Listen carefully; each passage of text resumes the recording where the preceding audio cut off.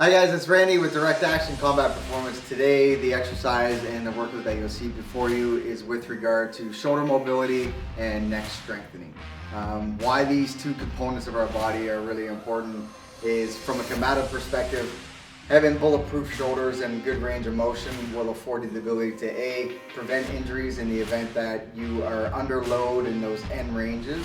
As well, it's going to give you the efficiency of movement should you have to throw a strike or defend against strikes. So for shoulder mobility and overall strengthening, it's really important from a combative perspective. Also, I'm going to show you a couple of exercises that I've utilized over the years for neck strengthening. So the reason that neck strengthening is important in my perspective is in the ability or in the event that you should, take a strike from an unwelcome adversary.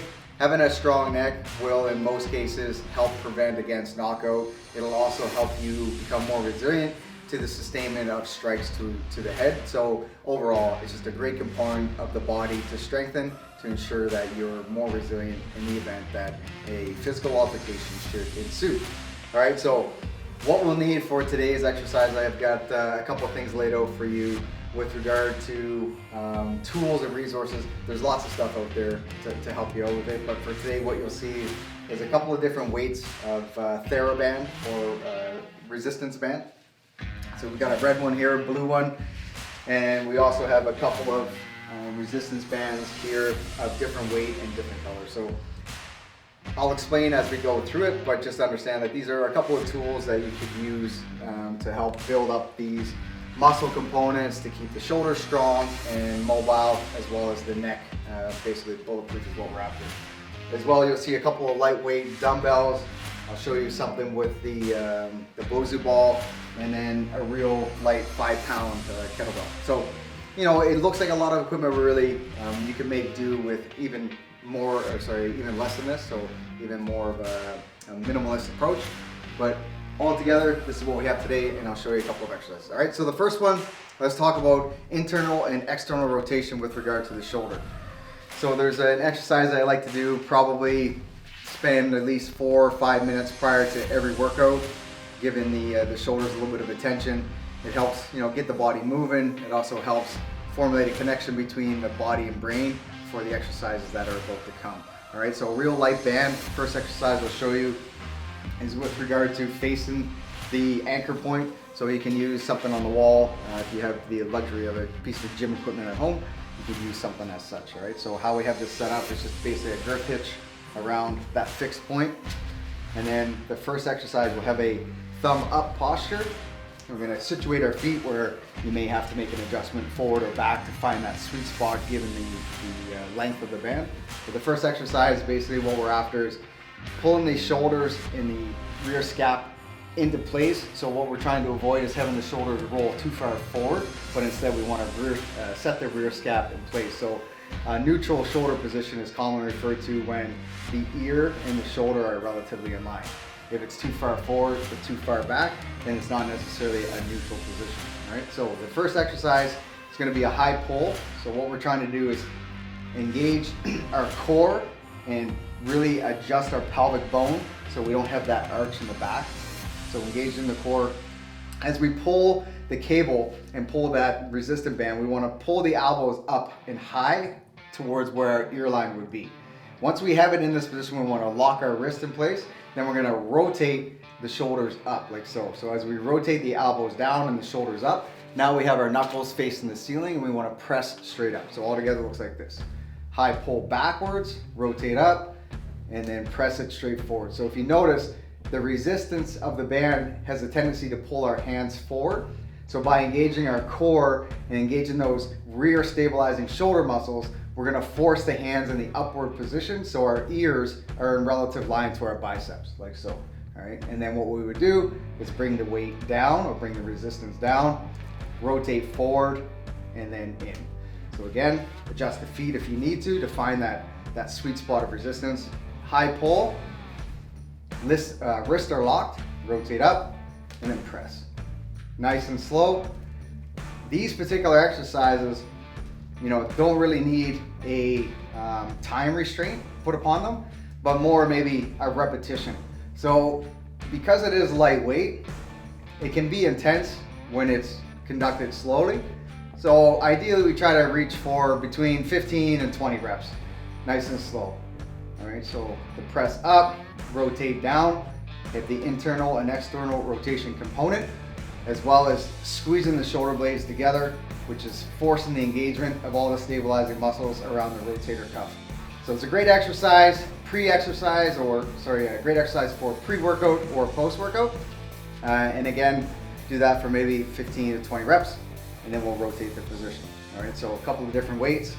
So this one facing the anchor point, and then this one I'll give you a demonstration facing away from the anchor point.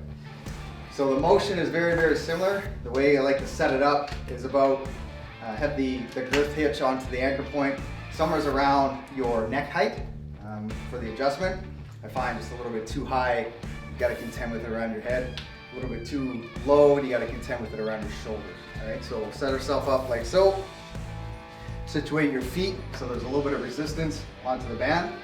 And then the motion is very similar. However, the resistance point based on where the anchor is what's gonna make the modality slightly different.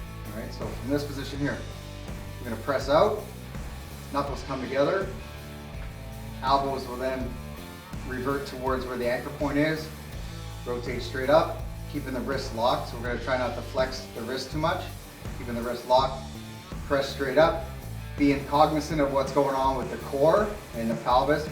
So if you find that you have a bit of a back bend and the hips are coming forward, really engage the pelvis muscles and engage the core.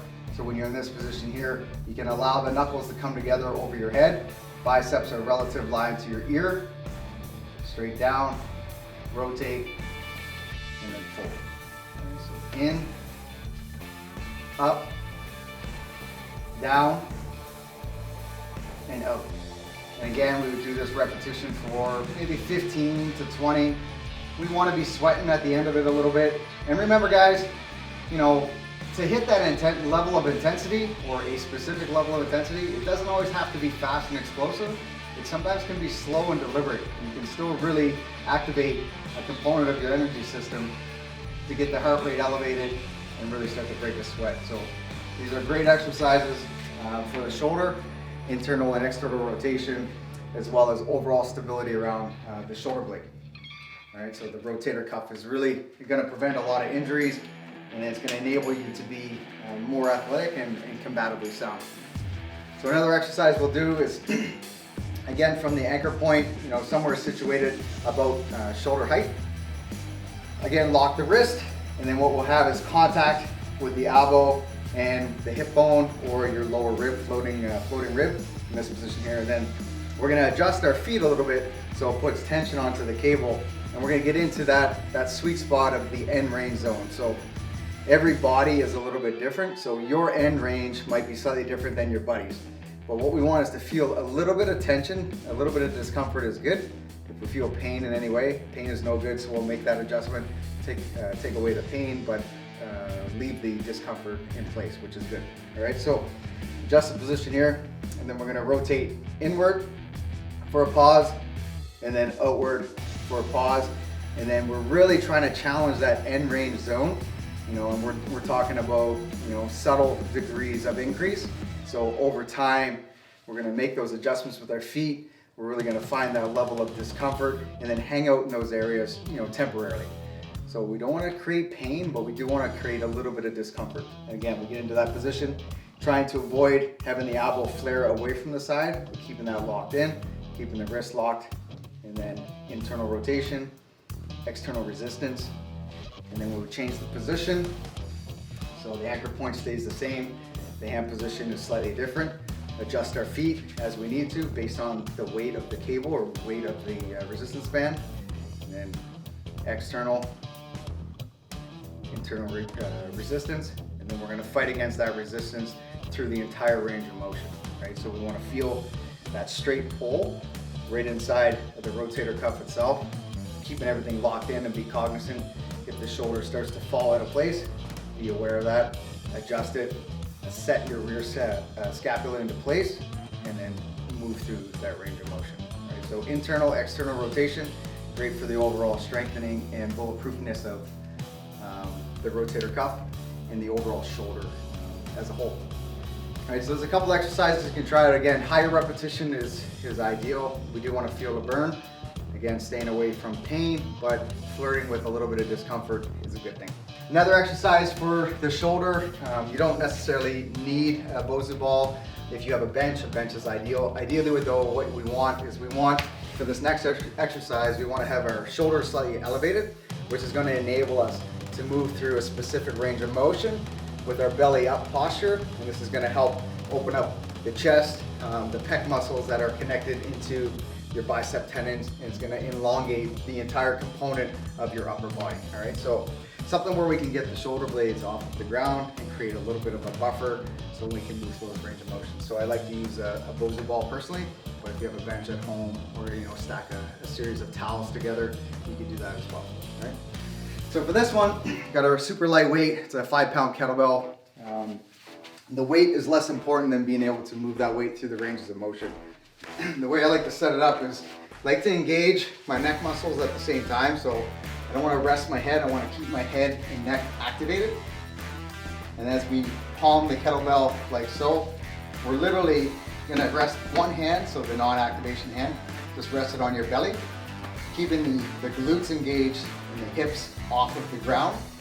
We use the Bosu ball or the stack of towels or the bench, whatever you might have, to be the platform for your body to move around.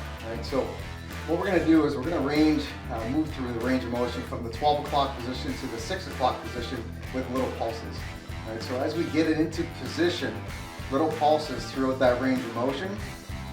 And again, it doesn't have to be fast, nice and slow, but the idea here is once we start moving, the core will stay engaged, the hamstrings and glutes will stay engaged, and we're trying to keep our shoulders and our hips square to the ceiling. So as we pulsate from the 6 o'clock to the 12 o'clock position, essentially keeping the palm facing up throughout, you're really gonna elongate some of those small fibers, those supporting fibers that are in and around the shoulder, that are connected to the bicep tendon as well, that are definitely connected to your pec muscle.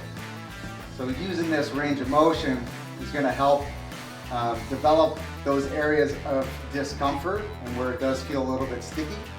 It's going to help develop those areas and help them, essentially melt away and create an area or a range of motion that is a little bit more comfortable and more feasible for you as the athlete that is trying to improve those ranges of motion. All right, so little pulses like so, 12 o'clock to 6 o'clock position, might do that 5-6 times on one side, keeping everything nice and tight and engaged, and you'll definitely feel the neck muscles are engaged as well, which is awesome. So you're kind of getting a double bang for the buck.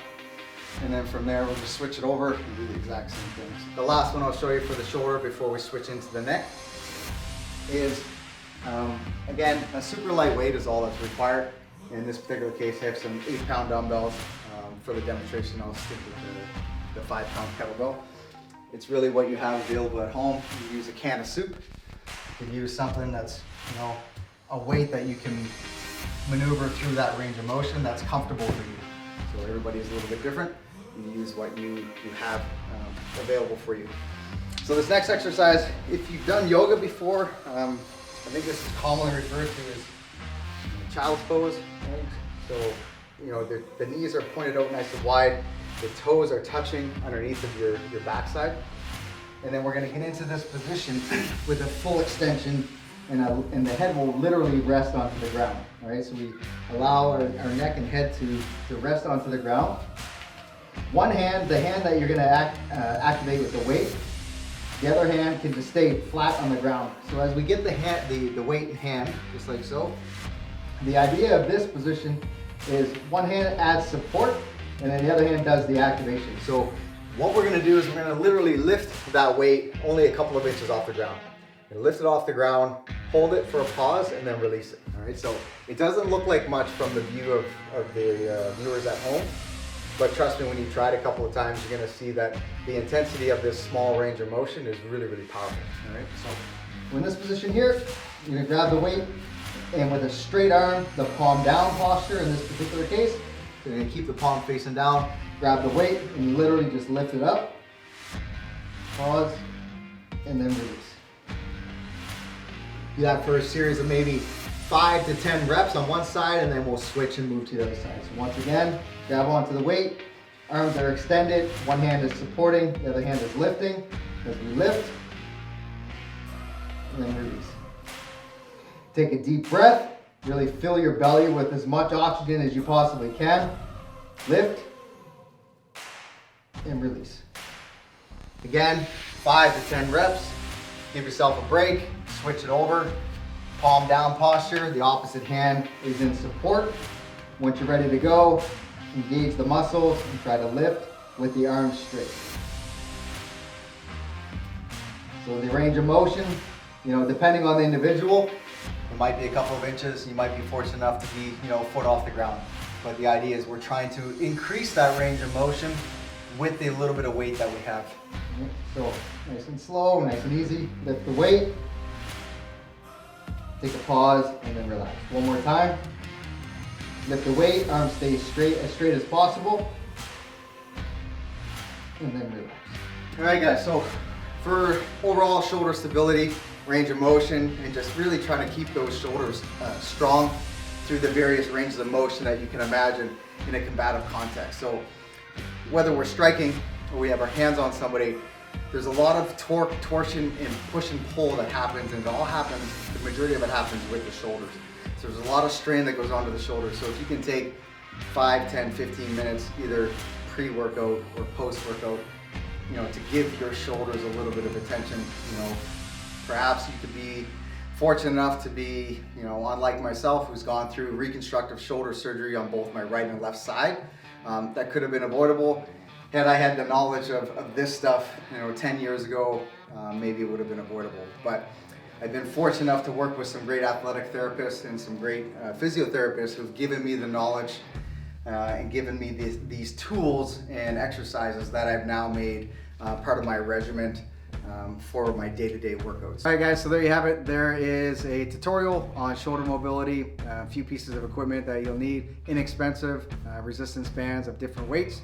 And what I would recommend, shoulders are a crucial part of the body, so what I would recommend is a few minutes prior to a normal workout session or a few minutes post session. This is a great way to either ramp up in preparation for your exercise or to cool down after a good blaster. So give your shoulders the love they deserve, keep them bulletproof, and keep them activated.